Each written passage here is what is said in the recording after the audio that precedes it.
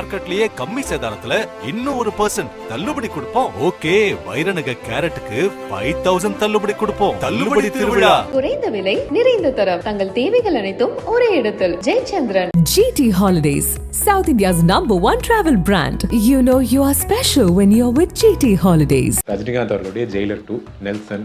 இந்த வயசுல 75 வயசுல லீவ் எடுக்காம ஒர்க் பண்ணிட்டு இருக்காரு. இண்டஸ்ட்ரி ஃபுல்லாக அவர் எதிர்பார்ப்பேன்னா அதில் இருக்கிற அந்த கேமியோ எல்லாம் பார்க்கும்போது இது ஒரு 1000 crore படமா மாறதுக்கு வாய்ப்பு இருக்கு அப்படின்னு சொல்றாங்க. அதே மாதிரி தான் கமல் சார் பார்த்தீங்கன்னா இன்னைக்கு போய் ஏஐ டெக்னாலஜி படிச்சுட்டு இருக்காரு. இந்த 2 ஜாம்பவன்களையும் பார்க்கணும். Legends of Tamil cinema. இங்க இன்னொரு ஹீரோ ரைசிங் ஸ்டார் ஆகி பெரிய லெவலுக்கு போயிட்டாரு. துப்பாக்கிலாம் கையில் கொடுத்துட்டாங்க. இன்னைக்கு வந்து சிவகார்த்திகேயன் அவர்கள் வந்து பெரிய லெவலில் அவருடைய பாக்ஸ் ஆஃபீஸில் வந்திருக்கு. பெரிய எதிர்பார்ப்பு அவர் படங்களை உருவாக்கிட்டு இருக்கு. தங்கலான் கங்குவா அதோட பிசினஸ் ரிட்டர்ன் ஆஃப் இன்வெஸ்ட்மெண்ட்டா உங்களுக்கு எவ்வளவு சாட்டிஸ்ஃபைடா இருந்தது? அது வந்து ஒரு பின்னடைவு தான். அவர் என்கிட்ட பேசும்போதெல்லாம் மிகப்பெரிய கான்ஃபிடன்ஸ் இருந்தது. ரிவ்யூஸ் அதை நீங்க எப்படி பாக்குறீங்க?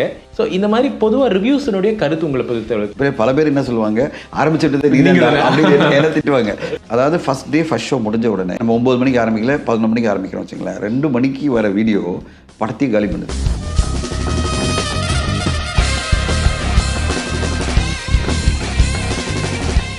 விடாமுயற்சி அஜித் அவர்களுடைய படம். பெரிய படம்னால இங்கே எப்படின்னா பெரிய ஆர்டிஸ்ட் நடிச்ச படம் தான் பெரிய படம். விஜய் சார் இருக்கணும், இல்லை அஜித் சார் இருக்கணும். இப்போ இந்த படத்தோட கிளாஷே பண்ண முடியாது. ஏன்னா இதுக்கான ஓப்பனிங், இதுக்கான ரிலீஸ் பெருசாக இருக்கும். கிட்டத்தட்ட 800 திரையரங்கில் அந்த படம் வெளியாகும். மதகஜராஜா 10 வருஷத்துக்கு முன்னாடி எடுத்த ஒரு படம் இன்னைக்கு பொங்கல் ரிலீஸ்ல பாக்ஸ் ஆஃபீஸ்ல கலக்கட்டது அப்படிங்கிறது என்டர்டைன்மெண்ட்டாக இந்த படம் வந்து சூப்பர் டூப்பராக இருக்கும்னு நம்பிக்கை இல்லைன்னா அவங்க இவ்வளோ ரிஸ்க் எடுக்கணும்னு நினைக்கிறாங்க. சந்தானம் அவர்கள் வந்து காமெடி வந்து அவ்வளோ பெருசாக சக்ஸஸ் ஆன பிறகு நீங்கள் காமெடி பண்ணுங்க தலைவா, காமெடி இங்கே ட்ரை ஆயிடுச்சு, காமெடின்ற போர்ஷனுக்கு மிகப்பெரிய ஜஸ்டிஸ் பண்ணது வந்து சந்தானம் அவர்கள். சார், ஒரு முக்கியமான விஷயம் பேசணும். ரஜினிகாந்த் அவர்கள், கமல்ஹாசன் அவர்கள், இந்த பக்கம் நெல்சன் அவர்கள், லோகேஷ் கனகராஜ் அவர்கள். ரஜினிகாந்த் அவர்களுடைய ஜெயிலர் 2, நெல்சன். அதில் பெரிய ஒரு விஷயம் என்னன்னா, ரஜினி சார் சொல்கிற மாதிரி தான், இந்த குதிரைக்கு ஓய்வே கிடையாது, ஓடிக்கிட்டே தான் இருக்கும். இந்த வயசுலையும் கலாநிதி மாறன் அவர்கள் சொன்ன மாதிரி அவருக்கு ப்ரொடியூசர்ஸ் ரெடியாக இருந்துகிட்டே இருக்காங்க. இப்போ கலாநிதி மாறன் அவர்களே மறுபடியும் ஜெயிலர் 2 லான்ச் பண்ணி 2 படம் பண்ணுறாரு. ஆமாம், ஜெயிலர் 2 பண்ணுறாங்க. அதில் ஜெயிலர் 2ல கேமியோக்கான காசிப்பை கேட்டாலே ஆச்சரியமாக இருக்குது. இவங்கெல்லாம் திரும்ப வர போகிறாங்க அப்படின்னு. நீங்கள் சொல்லுங்கள், இந்த படம் எப்படி ஒரு பெரிய பாக்ஸ் ஆஃபீஸ்? கண்டிப்பாக. இப்போ வந்து 2 பேருமே ரஜினி சார், கமல் சார் வந்து ஓய்வே கிடையாது. அவங்கள பொறுத்தவரையும் சினிமா தான் அவங்களுடைய லவ். இப்போது நீங்கள் பார்த்தீங்கன்னா ரஜினி சார் அரசியல் இல்லைன்னு சொல்லிட்டாரு. அவரோட எனர்ஜி எங்கே கிடைக்கும்? சினிமாவில் தான் கிடைக்கும்.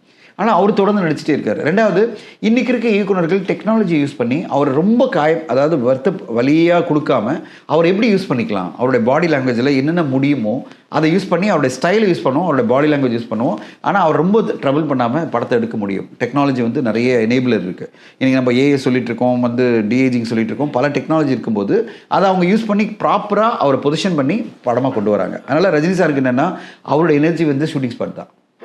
ஷூட்டிங் ஸ்பாட்டில் இருந்தால் தான் அவருக்கு எனர்ஜி. அதனால் அவர் ஷூட்டிங் ஸ்பாட்லேயே இருந்துட்டு இருக்காரு. இப்போ பாருங்கள், பொங்கல் அன்னைக்கு அவங்க வந்து வெளியூரில் போய் ஷூட் பண்ணிட்டு இருக்காங்க. 17ஆம் தேதியிலேருந்து 28ஆம் தேதி ஷூட் பண்ணிட்டு இருக்காங்க. நார்மலாக பொங்கல் லீவ் பிரேக் எடுப்பாங்களே, நம்மளாம் பிரேக் எடுத்தோமா இல்லையா? 4 நாள் லீவ் எடுத்தோம்ல, அவர் லீவ் எடுக்கல. இந்த வயசில் 75 வயசில் லீவ் எடுக்காமல் ஒர்க் பண்ணிட்டு இருக்காரு ரஜினி சார். ஸோ அதே மாதிரி தான் கமல் சார் பார்த்தீங்கன்னா இன்னைக்கு போய் ஏஐ டெக்னாலஜி படிச்சுட்டு இருக்காரு. ஏன்னா அவர் அடுத்த 10 இயர்ஸ்க்கு என்ன பிளான் பண்ணோம் கமல் சார் பண்ணிட்டு இருக்காரு. அடுத்த 10 இயர்ஸ்க்கு என்னென்ன பிளான்லாம் பண்ணோம். அவருக்கும் வந்து பார்த்தீங்கன்னா 70 வயசு ஆயிடுச்சு. ஆனால் 70 வயசில் அடுத்த 10 இயர்ஸ் பிளானிங்கில் இருக்காரு. அடுத்த 10 இயர்ஸில் நான் என்னென்ன படங்கள் பண்ணணும், அதுக்கு டெக்னாலஜி டேர்மை எப்படி யூஸ் பண்ணணும், AI technology, de-aging technology, motion capturing technology, இதெல்லாம் யூஸ் பண்ணணும். லாஸ் ஏஞ்சல்ஸ் உட்காந்து கற்றுட்டு இருக்காரு. ப்ளஸ் அவருக்கான ப்ரிப்பரேஷன், பாடி ப்ரிப்பரேஷன் பண்ணிட்டு இருக்காரு. அடுத்த படம் வந்து அன்பறிவு படம் ஆரம்பிக்க போகிறாங்க, அதுக்கான ப்ரிப்பரேஷன் இருக்காரு. இந்த 2 ஜாம்பவன்களையும் பார்க்கணும். லெஜெண்ட்ஸ் ஆஃப் தமிழ் சினிமா எவ்வளோ பெரிய எனர்ஜெட்டிக்காக இருக்காங்க பாருங்கள். 70 வயசை தாண்டினவங்க, ரிட்டையர்மெண்ட்டே கிடையாது. என்னோட ரிட்டையர்மெண்ட் சினிமா தான். அந்த சினிமாக்கான விஷயங்களை என்னால் என்ன முடியுமோ கொடுத்துட்டே இருப்போம். இப்போ நம்ம சொல்றோம்ல, இப்போ 2025 பொறுத்தவரையும் நம்மளுக்கு வந்து டெஃபினட்டா கூலி வந்து ஒரு மிகப்பெரிய வசூல் சாதனை பண்ணும். இண்டஸ்ட்ரி ஃபுல்லாக ஒரு எதிர்பார்ப்புனா அதில் இருக்கிற அந்த கேமியோ எல்லாம் பார்க்கும்போது இது ஒரு 1000 crore படமாக மாறதுக்கு வாய்ப்பு இருக்கு அப்படின்னு சொல்றாங்க. ஜெயிலர் படமும் நிறைய டிஸ்கஷன் போயிட்டு இருக்கு. அஃபிஷியலாக எதுவும் வரல. இப்போ ஃபார் எக்ஸாம்பிள் பாலையாவை நடிப்பாரு, பாலகிருஷ்ணா நடிப்பாரு அப்படின்னு அவங்க சொல்றாங்க. மம்முட்டி கிட்ட பேசிட்டு இருக்காங்க சொல்றாங்க. எதுவுமே நம்மளுக்கு தெரியாது. அது எதுவுமே நடக்கலாமா நடக்காதா தெரியாது. பட் நான் சொல்ல வர்றது, இந்த படத்தை மிகப்பெரிய லெவலில் ஒரு ஆல் ஓவர் இந்தியா ஃபுல்லாக எதிர்பார்க்குற ஒரு படமாக, பாக்ஸ் ஆஃபீஸ் வசூலில் பெரிய சாதனைகள் பண்ண போகிற படமாக மாற்றுறதுக்கு சன் பிக்சர்ஸ்க்கு தெரியும். அவங்க வந்து அதுக்கான காம்பினேஷன், ஏன்னா அவங்க வந்து செலவை பற்றி கவலைப்பட மாட்டாங்க. படத்தை வேல்யூ என்ஹான்ஸ் ஆச்சுன்னா போகிறோம், அதுக்காக அவங்க பல செலவுகள் பண்ணுவாங்க. அப்போது 2 படமும் ரஜினி சார் படம் இவ்வளோ பெரிய பட்ஜெட்டில் எடுக்கிறாங்கன்னு வச்சுங்களேன். அப்போ எவ்வளோ ஒரு இண்டஸ்ட்ரியே எதிர்பார்த்துட்டு இருக்குல்ல. 70 வயசெல்லாம் மறந்துடுங்க. அவங்களாம் இன்றைக்கும் எப்படி 80s ரெண்டு பேரும் கம்ப்ளீட் பண்ணி அடுத்தடுத்த படங்கள் கொடுத்து சக்ஸஸ் கொடுத்தாங்களோ அதே மாதிரி இன்றைக்கும் அவங்க பண்ணிட்டு இருக்காங்க. 80s ஆரம்பித்து நம்ம சொல்கிறது 45 வருட காலம் கடந்த பிறகும் அவங்க அதே உத்வேகத்தோட அதே எனர்ஜியோட தொடர்ந்து ரெண்டு பேரும் பயணிக்கிறாங்க. அதான் தமிழ் சினிமாவுக்கு நல்லதாக போயிட்டு இருக்கு. நிச்சயமா சார். ஒரு விஷயம், நம்ம Rajini sir, Kamal sir, Vijay sir, Ajith சார்னு பேசும்போது இங்கே இன்னொரு ஹீரோ ரைசிங் ஸ்டார் ஆகி பெரிய லெவலுக்கு போயிட்டாரு. அதில் கமல் சாரோட பங்கு அவருக்கு பெரிய ஒன்று இருக்குது, விஜய் சாரோட பங்கு இருக்குது. துப்பாக்கிலாம் கையில் கொடுத்துட்டாங்க. கமல் சார் அவரோட ப்ரொடக்ஷன்லேருந்து ஒரு பெரிய படத்தையும் கொடுத்துட்டாங்க. அமரன் வெற்றிக்கு அப்புறமா சிவகார்த்திகேயன் இப்போ வேறு லெவலில் இருக்காரு. நீங்கள் சொல்கிற மாதிரி சுதா கொங்கராமாவோட அடுத்த படமும் கூட அவருடைய வளர்ச்சி. நீங்கள் என்ன தமிழ் சினிமாவாக கடந்த ஒரு 20-30 வருஷமாக அதை நீங்கள் ரொம்ப பிஸ்னஸாகவே ரொம்ப ரூட்டடாக பார்த்துட்ருக்கீங்க. அவருடைய வளர்ச்சியில் அவரோட பிஸ்னஸை எப்படி நீங்கள் பார்க்குறீங்க? இல்லை, டெஃபினட்டாக நம்ம வாழ்த்து சொல்லணும்ல. இப்போது 15 வருஷம் முன்னாடி சிவகார்த்திகேயன் யார்? விஜய் டிவியில் பல ப்ரோக்ராமில் அவருடைய சக்ஸஸை பார்த்துருக்கோம். அவரை என்டர்டெயின் பண்ணும்போது நம்ம பார்த்து சந்தோஷப்பட்டிருக்கோம். அப்படிப்பட்ட ஒரு ஆங்கர் இன்றைக்கி சினிமாவில் வரணும் அவருக்கான ஒரு பாதையை உருவாக்கிட்டு அவர் இன்றைக்கி ஜெயிச்சு இவ்வளோ பெருசாக வந்திருக்காரு வச்சுங்களேன். அது சாதாரணமான விஷயம் கிடையாது. அது மிகப்பெரிய ஒரு சக்ஸஸ்ஸு. அதை விட முக்கியமாக இங்கே யாருமே அவருக்கு மென்டர்னு கிடையாது. அவர் தனக்கான ஒரு மென்டர்ஷிப் உருவாக்கிட்டார், தனக்கான ஒரு டீம் உருவாக்கிட்டார். அவருக்கு சப்போர்ட் சிஸ்டம் இருந்தது. ஏன்னா விஜய் டிவி மிகப்பெரிய சப்போர்ட்டாக இருந்தாங்க, ப்ளஸ் அவரோட பயணிச்சவங்கலாம் சப்போர்ட்டாக இருந்தாங்க. இப்போது நீங்கள் விஜய் சேதுபதி எடுத்துகிட்டு வச்சிங்களேன், அவருக்கான சப்போர்ட் சிஸ்டம் அவங்களோட பயணிச்சவங்க யார்? நலன் குமாரசாமி, கார்த்திக் சுப்பராஜ் அப்படின்னு வரிசையா, அருண்குமார் அப்படின்னு எல்லாருமே அவரோட ஷார்ட் ஃபிலிமில் பயணிச்சவங்கலாம், மணிகண்டன், இவங்க எல்லாம் அவரை வச்சு பயணிச்சிட்டே இருக்காங்க. இப்படிங்க அது பார்த்தீங்கன்னா எல்லாருமே அவரோட ஒரு டீமாவே ஒரு 8-10 இயக்குனர்கள் அவரோட இருந்தவங்க ஷார்ட் ஃபிலிம் எடுக்கும்போது. அந்த ஷார்ட் ஃபிலிமில் அவர் நடிச்சிருந்தார். அந்த டைமில் அவருக்கு ஒரு ஆசை இருந்தது சினிமாவில் வரணும்னு. அதனால ஷார்ட் ஃபிலிமில் போயிட்டு நிறைய ஷார்ட் ஃபிலிம் நடிச்சிருக்காரு. அந்த எல்லா ஷார்ட் ஃபிலிம்லமும் அவருக்கான ஒரு வாய்ப்பு கிடைச்சது. இன்றைக்கி விஜய் சேதுபதி அவர்கள் அவ்வளோ பெருசாக ஒரு நடிகராக இந்தியா ஃபுல்லாக பேசுகிறாங்கன்னா அது அவருடைய அந்த ஒரு பாதை. இங்கே சிவகார்த்திகேயன் அவர்கள் தனக்கான ஒரு பாதையை வேறு மாதிரி வகுத்துக்கிட்டார். இப்படி இயக்குநர்கள் ஒரு குரூப்பாக ஃபார்ம் பண்ணாமல் தனக்குன்னு ஒரு மார்க்கெட்டிங், தனக்குன்னு ஒரு டிஸ்ட்ரிபியூஷன், தனக்குன்னு ஒரு நெட்வொர்க்கு, தனக்குன்னு படங்கள், தனக்குன்னு ஒரு ப்ரொடியூசர் நெட்வொர்க்கு அப்படின்னு தன்னுடைய ஒரு விஷயத்தை அவரே என்ன சொல்ல செதுக்கிட்டு தான் வந்தார். ஸோ இப்போ சினிமாவில் சொல்லுவாங்க இவ யாருமே ஜஸ்ட் லைக் தி ஜெயிக்கல, அவங்களுக்கான பாதையை கஷ்டப்பட்டு உருவாக்கிட்டாங்க. இந்த லாஸ்ட்டு 15 இயர்ஸில் தமிழ் சினிமா உருவாக்குன மிகப்பெரிய 2 பேர் பார்த்தீங்கன்னா, ஒன்று சிவகார்த்திகேயன், அடுத்ததாக விஜய் சேதுபதி. நம்ம 2 பேருக்குமே நம்ம பாராட்டு சொல்லணும்.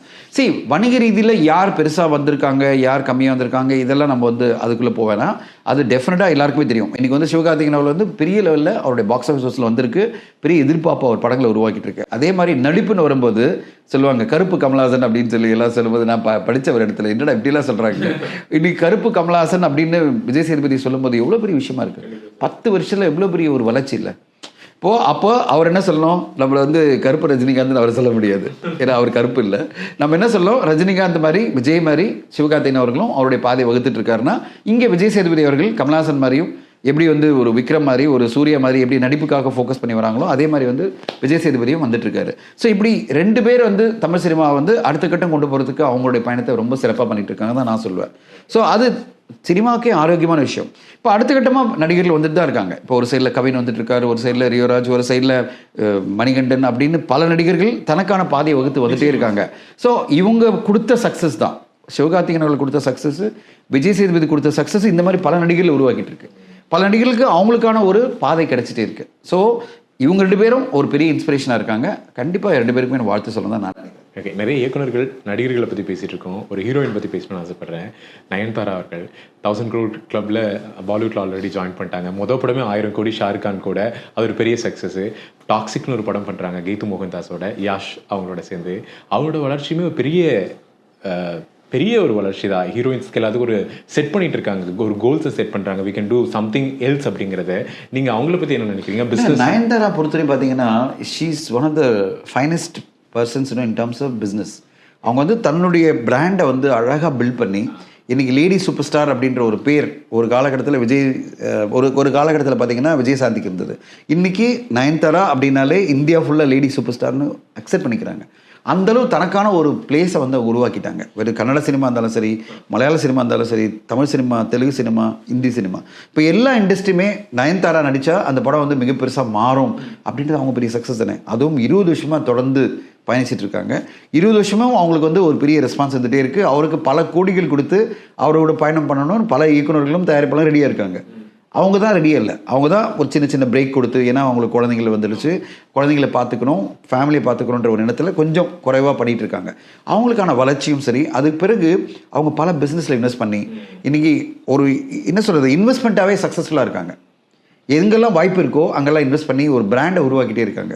ஸோ அவங்க வந்து மிகப்பெரிய சக்ஸஸாக நான் பார்க்குறேன். சினிமா இண்டஸ்ட்ரியில் ஒரு ஹீரோயின்ஸில் மிகப்பெரிய சக்ஸஸ் எடுத்திங்கன்னா அது வந்து நயன்தாரா. அது பிறகு த்ரிஷானுடைய இது தான் நீங்கள் பார்க்கணும். இப்போ நயன்தாரா வந்து அது வந்து ஒரு அப்படியே பல லாங்குவேஜில் வந்தாங்கன்னா, த்ரிஷா அவர்களுடைய பார்த்தீங்கன்னா இந்த 20 வருஷமா 21 வருஷமா அதே மாதிரி இருந்துக்கிட்டு ஒரே ஸ்டேபிளாக தனக்குன்னு ஒரு பிளேஸ் அவங்க பிடிச்சிட்டு அந்த பிளேஸ்ல அப்படியே இருக்காங்க. இன்னைக்கும் பாருங்களேன், பொங்கல் விடாமுயற்சினா அவங்க தான் இருக்காங்க. கமல் சார் படமா, அனிருத்தனும் சார் மறுபடியும் த்ரிஷா தான் இருக்காங்க. எவ்வளவு பெரிய படமா இருந்தாலும், இப்ப லாஸ்டா வந்து விஜய் சாரோட படமா த்ரிஷா தான் இருக்காங்க. அவங்களோட பிளேஸ் அது மட்டும் இல்ல, தெலுங்குல பாத்தீங்கன்னா சிரஞ்சீவி சார் படம், ஆமா. ஸோ மலையாளத்துல பாத்தீங்கன்னா இவரோட மோகன்லால் சாரோட ஒரு படம் அப்படின்னு பல லாங்குவேஜ்ல அவங்க படங்கள் பெருசா பண்ணிட்டு இருக்காங்க. இப்போ நீங்க எப்படி பார்க்கணும்னா, இவங்க எல்லாருமே இப்படி நம்ம வந்து சிவகார்த்திகேயன், விஜய் சேது சொன்ன மாதிரி இங்க வந்து நயன்தாரா, த்ரிஷா எல்லாருமே அடுத்த கட்டமா வர ஹீரோயின்ஸ்க்கெல்லாம் இன்ஸ்பிரேஷனா இருக்காங்க தான் நான் சொல்வேன். கண்டிப்பா சார். பிசினஸ் பத்தி பேசணும்னு நினைக்கிறேன். உங்களுடைய படங்கள் தான் தங்கலான், கங்குவா, அதோட பிசினஸ் ரிட்டர்ன் ஆஃப் இன்வெஸ்ட்மெண்ட்டா உங்களுக்கு எவ்வளவு சாட்டிஸ்ஃபைடா இருக்கு? இல்ல, இப்போ நீங்க வந்து எக்ஸாக்ட் நம்பர்ஸ் எல்லாம் வந்து தயாரிப்பாளர் அவர் சொல்ல முடியும், அது வந்து ஞானவேல் சார் தான் சொல்லலாம். இப்போ தங்கலான பொறுத்தவரைக்கும் வந்து படம் வந்து ஒரு வெற்றிகரமான படமா பல பேர் பாராட்டப்பட்டு இன்னைக்கு வரையும் வந்து ஒரு பெஞ்ச் மார்க் படம்னா 2024 வந்த படங்கள்ல தங்கலான் கண்டிப்பா இருக்கும். கங்குவா படம் பொறுத்தவரைக்கும் பார்த்தீங்கன்னா அதை பற்றி நிறைய பேர் பேசிட்டாங்க. நிறைய, அதாவது 2024 ஒரு இந்தியன் 2 பற்றி நிறைய பேசுனாங்கன்னா அடுத்து கங்குவா பற்றி பேசுகிறாங்க. இப்போ கூட ட்வீட்டில் பார்த்தா கீழே கமெண்ட் கீழே எதுனா போட்டாலும் உடனே கங்குவான்னு ஒரு கமெண்ட் வரும். நான் நினச்சிப்பேன் இவங்க மைண்ட்லேருந்து போகாது படம் இருக்கு அப்படின்னு சொல்லி நினைப்பேன் நான்.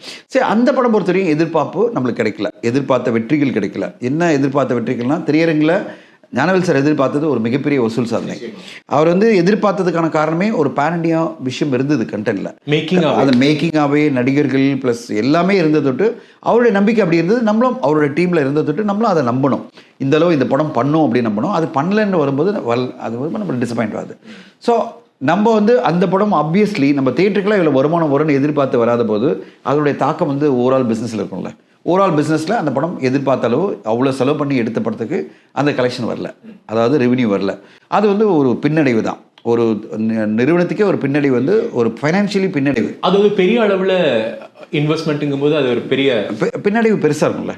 ஏன்னா மிக முக்கியமான விஷயம் என்ன பார்த்தீங்கன்னா, இந்த படம் கண்டிப்பாக இவ்வளவாவது பண்ணணுன்ற எதிர்பார்ப்பில் நம்ம அடுத்த கட்டம் நிறைய பயணிச்சிருப்போம். ஆமாம் சார், அதுக்காக நிறைய விஷயங்கள் நம்ம இன்வெஸ்ட் பண்ணியிருப்போம். இன்வெஸ்ட் பண்ணதெல்லாம் இப்போ மாட்டிக்கிச்சு.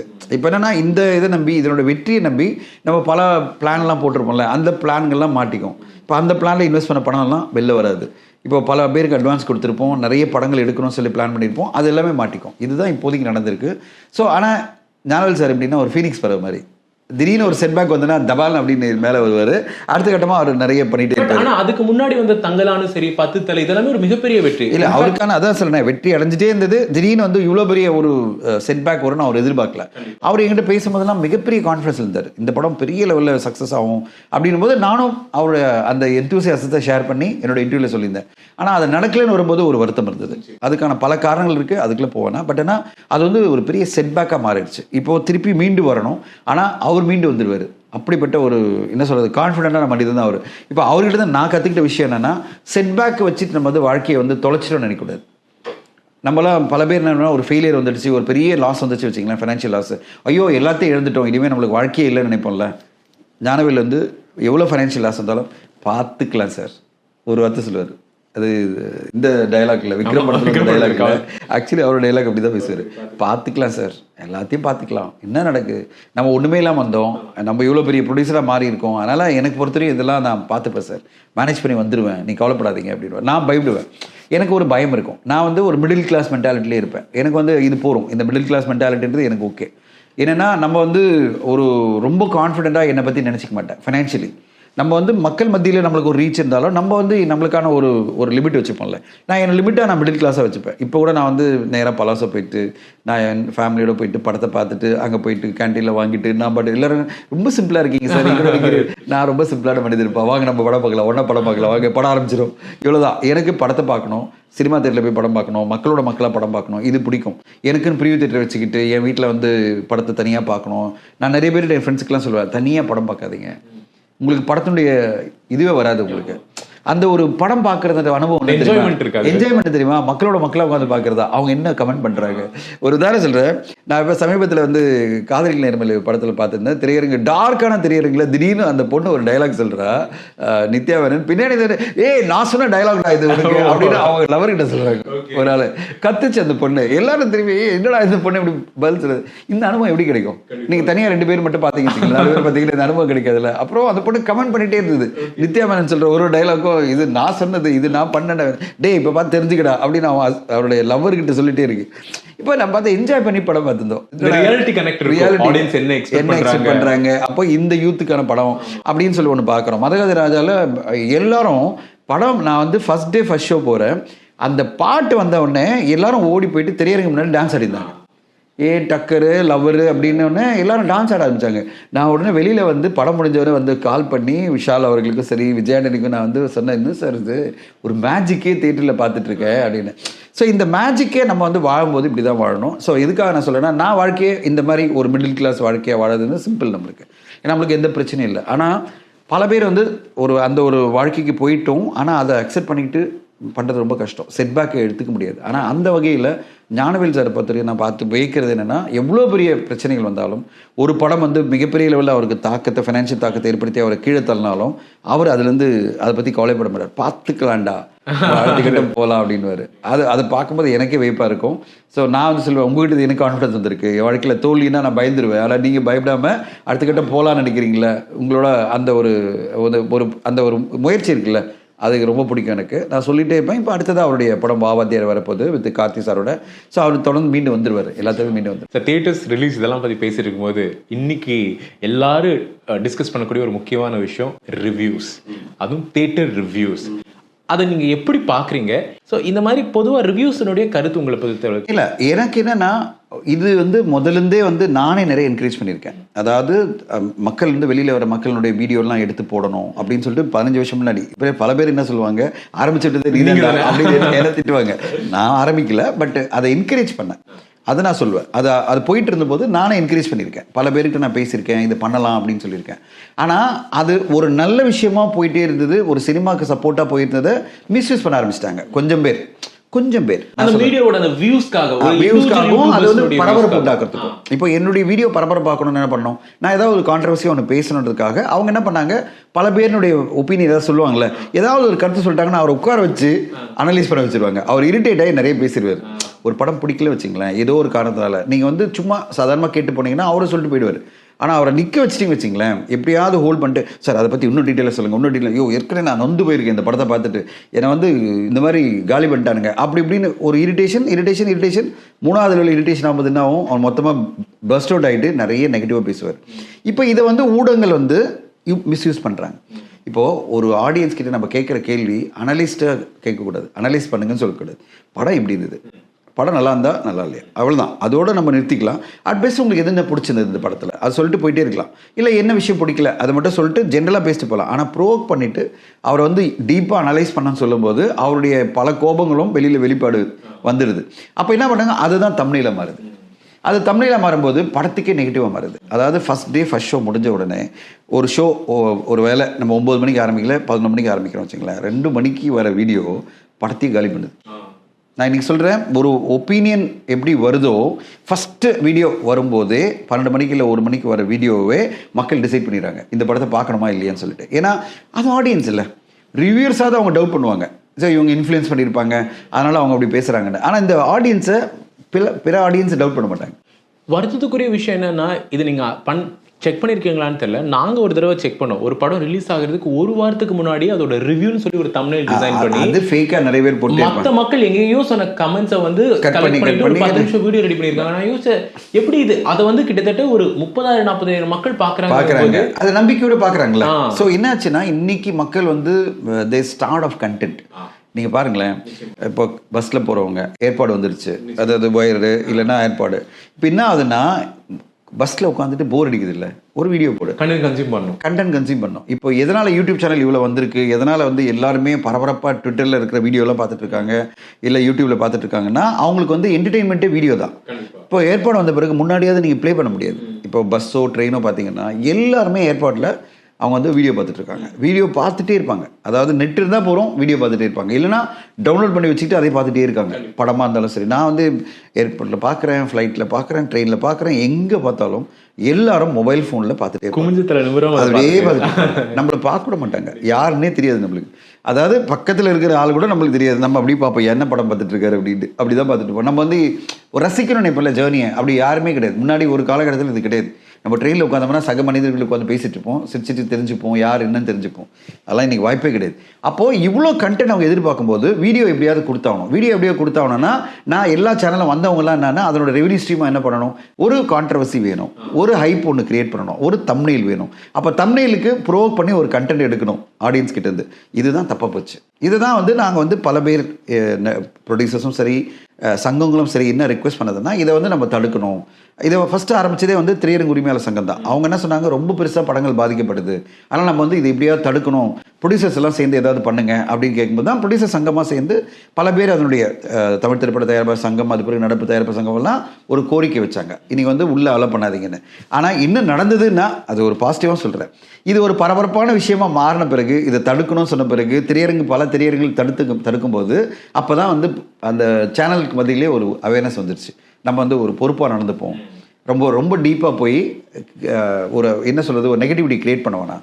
நிச்சயமா தியேட்டர்ஸ் பற்றி பேசியாச்சு. அடுத்தது ஓடிடி தான். ஓடிடியோட ப்ளூ பிரிண்ட் உங்களுக்கு நல்லா தெரியும்னு நினைக்கிறேன். ஏர்லியர் டைம் இருந்த ப்ளூ பிரிண்ட் இப்போ டோட்டலாக மாறி இருக்கு, அதோட அல்காரதமே சேஞ்ச் ஆயிருக்கு. அந்த சேஞ்சஸ் எப்படி நீங்கள் பார்க்குறீங்க? Very challenging. சேஞ்சஸ்ன்றதை விட சேலஞ்சிங்கான ஒரு சுச்சுவேஷன். இன்றைக்கி எவ்வளோ பெரிய சேலஞ்ச் அப்படின்னா 2019 வந்து பார்த்தீங்கன்னா அப்போ அவங்க ஓடிடி நிறுவனங்கள்லாம் படங்களை கேட்டுட்டு இருப்பாங்க, நாங்கள் படங்களை வெளியிடணும், எங்களுக்கு படங்களை கொடுங்க. அதை விட முக்கியமாக அவங்க வந்து இவ்வளோ எல்லா படங்களுக்கும் வந்து பிட் பண்ணுவாங்க. அதாவது அமௌண்ட் கொடுக்குறேன்னு சொல்லுவாங்க, நம்மளுக்கு அமௌண்ட் தான் டிஃப்ரென்ஸாக இருக்கும். இன்றைக்கி எப்படி ஆயிடுச்சுன்னா நம்ம போய் உட்காந்து ஓடிடி நிறுவனங்களில் கெஞ்சிட்டு இருக்கோம், படங்களை எப்படியாவது வாங்க முடியுமான்னு பார்க்குறோம். அவங்க 90% படங்களை ரிஜெக்ட் பண்ணுறாங்க. முதல்ல ஏர்லியர் டைமில் சின்ன சின்ன படங்கள் தியேட்டரில் ரிலீஸ் ஆகாத சில படங்களுக்கான வாய்ப்பு ஓடிடியில் அதிகமாக கண்டிப்பாக இருந்தது. அது மட்டும் இல்லாமல் ப்ரீமியர் பண்ண ஆரம்பித்து நிறைய படங்களுக்கு சப்போர்ட்டாக இருந்தாங்க. அதாவது ஓடிடி ப்ரீமியர் என்ற முறையில் பல படங்கள் வந்தது. அப்போ என்ன ஆச்சுன்னா தயாரிப்பாளர்கள்லாம் ஓடிடி நிறுவனங்கள் நம்பிய படம் எடுத்தாங்க, எப்படியாவது ஓடிடியில் படத்தை கொண்டு வந்துடலாம். இன்றைக்கி நம்மட்டிங்க ஒரு 4-5 படம் அப்போது 2020 இதை நம்பி எடுத்த படங்கள்லாம் இன்னும் ஸ்டக்காக நிற்குது. ஏன்னா அது படங்களுமே இருக்குல்ல, அவங்க என்னென்னா ஓடிடி நம்பி எடுத்தாங்க. ஏன்னா ஓடிடி வந்து ப்ரீமியருக்கு வாங்கிடுவாங்க அப்படின்னு நம்பிக்கை வச்சோடு அவங்க படத்தை எடுத்தாங்க. அவங்க திடீர்னு ஆயிடுச்சுன்னா 2020 லாக்டவுன் மிகப்பெரிய அளவில் ஓடிடியினுடைய தாக்கம் இன்க்ரீஸ் ஆகுது. எல்லாரும் வீட்டில் சும்மா உட்காந்துருக்காங்க, எல்லாம் ஓடிடியில் வர படங்கள் வர பார்க்க ஆரம்பிக்கிறாங்க. 2020-21 பெரிய லெவலில் ரீச் அதிகமாகிடுது, எல்லாருமே ஓடிடி பார்க்க ஆரம்பிச்சிட்டாங்க. 22 பார்த்தீங்கன்னா பயங்கர லெவலில் என்ன சொல்கிறது பெரிய லெவலில் அவங்களுடைய வளர்ச்சி வந்துடுச்சு. அது நம்பணும்னு நினச்சோன்னா செரிவாடிஸில் இருக்க எல்லாரும் இது நம்மளுக்கு பிரயோஜனமாக இருக்குது பதில் நினச்சோம். இப்போ என்ன ஆகுதுன்னா அவங்க அதை யூஸ் பண்ணி இப்போ அவங்க எப்படி பண்ணுறாங்கன்னா எங்களுக்கு தேர்ந்தெடுத்த படங்களை மட்டும் நாங்கள் வாங்கிக்கிறோம். அவங்க டிமாண்டை கிரியேட் பண்ணுறாங்க. டிமாண்ட் எப்படின்னா எங்களுக்கு பெரிய ஆர்டிஸ்ட் நடித்த படத்தை நான் வாங்கிக்கிறோம், சிறிய ஆர்டிஸ்ட் நடித்த படம்னா ரெவன்யூ ஷேரில் கொடுங்க, இல்லைனா சின்ன அமௌண்ட் கொடுக்குறோம் அப்படின்னு வரும்போது திடீர்னு இவ்வளோ பட்ஜெட்டில் படம் எடுத்துட்டுமே இது எப்படி ரிகவர் பண்ண போகிறோம்? ரெவன்யூ ஷேரில் இத்தனை பேர் பார்ப்பாங்களான்னு சொல்ல முடியாது. அடுத்ததாக இவங்க கொடுக்குற ஒரு சின்ன தொகை அவுட்ரைட்டாக கொடுக்குற தொகையை வச்சு நான் எப்படி மீதி ரிகவரி பண்ண போகிறேன்? இதனுடைய தாக்கம் எப்படி போயிடுச்சுன்னா ஓடிடி இன்க்ரீஸ் ஆக சேட்டலைட் டிக்ளைன் ஆகிட்டே இருந்தது. ஒரு காலகட்டத்தில் ஒரு உதாரணம் சொல்கிறேன், ஒரு 200 திரைப்படம் தமிழில் வருதுன்னா 100 திரைப்படங்கள் சேட்டலைட் வாங்கியிருந்தாங்க. கடந்த வருஷம் 2024 35 படம் தான் வாங்கியிருக்காங்க. 2041 படங்கள் வந்திருக்கு, 35 படங்கள் தான் வாங்கியிருக்காங்க. பெரிய ரேஷியோ இல்லை சார், 0.01%. அதாவது இவ்வளோ கம்மி வாங்கினா மீதி 200 படங்கள் யாரும் வாங்குவாங்க? 210 படங்கள் யாரும் வாங்கலை. இப்போ 210 படங்களுக்கும் சேட்டலைட்ன்ற ரைட்டே இல்லை, சேட்டலைட்ன்ற வருமானமே இல்லை. முன்னாடி சேட்டலைட் என்பது 30-40% ரெவன்யூ கிடைக்கும். நீங்கள் ஒரு 10 கோடியில் படம் எடுக்கிறீங்கன்னா 3-4 கோடி சேட்டலைட் வந்துடும் நம்பிக்கையில் தான் நீங்கள் எடுக்கிறீங்க. டிஜிட்டலில் ஒரு 30% வரும், அப்போ வந்து 60% நம்மளுக்கு கவர் ஆகிடும். அப்புறம் ஹிந்தி டப்பிங் ஒன்று இருக்குது, ப்ளஸ் தேட்டர்கள் இருக்குது, மியூசிக் இருக்குது, இப்படின்னு நம்ம நினச்சிருந்தோம். அதாவது அட்லீஸ்ட் ரிகவரி பண்ணலாம் அப்படின்னு ஒரு நம்பிக்கை இருந்தது இல்லை. இன்றைக்கி திடீர்னு பார்த்தீங்கன்னா சேட்டலைட் என்பது சான்ஸே இல்லை, ரேராக ஒரு படத்தை வாங்குகிறோம், இல்லைன்னா வேண்டாம் டிஜிட்டல் மட்டும் வாங்கிக்கிறோம் அப்படின்னு வரும்போது டிஜிட்டல் என்பது மிகப்பெரிய ஒரு சக்ஸஸாக மாறி இன்றைக்கி மிகப்பெரிய சேலஞ்சாக மாறி இருக்குது இண்டஸ்ட்ரிக்கு. எப்படின்னா சேட்டலைட் என்னன்னா தரால் 0 ஆகிடுச்சு, வாய்ப்பே இல்லாமல் போயிடுச்சு. அடுத்ததாக ஓடிடிகா நிறுவனங்களும் அப்படி வந்து ஆதரவு இல்லாமல் அவங்களுக்கு பிடிச்சமான படங்கள் மட்டும், பெரிய ஆர்டிஸ்ட் நடித்த படங்கள் மட்டும் நான் முன்னாடியே வாங்கிக்கிறோம், இல்லை எதிர்பார்ப்பில் இருக்கிற படத்தை மட்டும் வாங்கிக்கிறோம், மீதி படங்களை நாங்கள் டச் பண்ண மாட்டோம் அப்படின்னும் போது இப்படி இண்டஸ்ட்ரி எப்படி நடத்திட்டு கொண்டு போகிறது? இப்போ நம்ம எப்படி ரிகவரி பண்ண போகிறோம்? நம்ம இவ்வளோ அமௌண்ட் போட்டு படத்தை எடுத்துட்டோம், இப்போ பல தயாரிப்பாளர்கள் அப்படியே ஹோல்ட் பண்ணி நிற்கிறாங்க, என்னென்னா படம் எடுக்கிறதுமா அவனவா. இப்படிப்பட்ட ஒரு சுச்சுவேஷனில் நான் அடுத்த படம் ஆரம்பிச்சேன்னா நான் இதே லிஸ்ட்டில் நானும் இருப்பேன்ல. ஸோ இதுதான் பல தயாரிப்பாளரோட மைண்ட் செட்டாக இருக்குது. சார் ரொம்ப ரொம்ப அருமையாக இருந்துச்சு உங்களோட பேச்சு, ரொம்ப இம்ப்ரெசிவாக இருந்துச்சு, இன்ட்ரெஸ்டிங்காக இருந்துச்சு. Thank you so much sir. அதான் எப்பவுமே சொல்கிற மாதிரி தான், சினிமாவை ரொம்ப ஆழமாக காதலிச்சு நேசிச்சு தரமான படங்களுக்கான விமர்சனங்களை கொடுத்து மற்ற படங்களையும் நீங்கள் வந்து எப்பவுமே ஒரு நல்ல படம் பார்த்தீங்கன்னா உடனே அதை பற்றி யூடியூப்ஸில் கமெண்ட் பண்ணுறது எப்பவுமே நீங்கள் பண்ணிகிட்டே இருக்கீங்க. நக்கரன் டீம் சார்பாக உங்களுக்கு வாழ்த்துக்கள். உங்களுடைய நேரத்துக்கு ரொம்ப நன்றி sir. Thank you so much for it.